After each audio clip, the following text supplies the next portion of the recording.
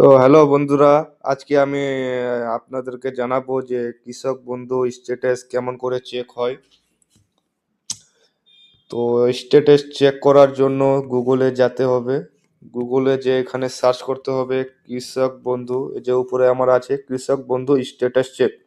এখানে ক্লিক করে এই ইন্টারফেস খুলবে।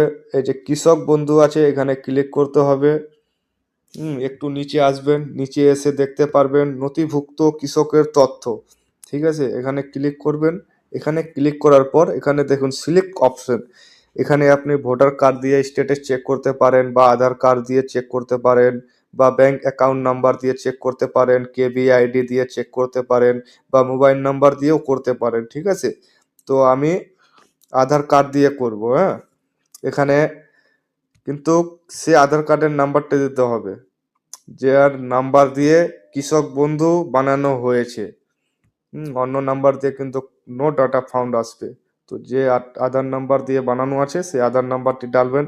এখানে আধার নাম্বার দিয়ে তারপর ক্যাপচার ভ্যালিড করবেন। ক্যাপচার ভ্যালিড করে তারপর সার্চের অপশনে যাবেন। সার্চের অপশন করে এই যে এরকম ভাবে ইন্টারফেস খুলে যাবে। ইন্টারফেস দেখবেন এখানে অ্যাপ্রুভাল আছে, এখানে অ্যাকাউন্ট ভ্যালিড আছে, নাম, আধার নাম্বার থাকবে, ভোটার আইডি কার্ড নাম্বার থাকবে, ডিস্ট্রিক্ট থাকবে, ব্লক থাকবে, মানে বানানো আছে, কমপ্লিট আছে, কিচ্ছু হয়নি। ঠিক আছে, এইভাবে আপনি স্ট্যাটাস চেক করতে পারেন। তো ঠিক আছে বন্ধুরা, ধন্যবাদ।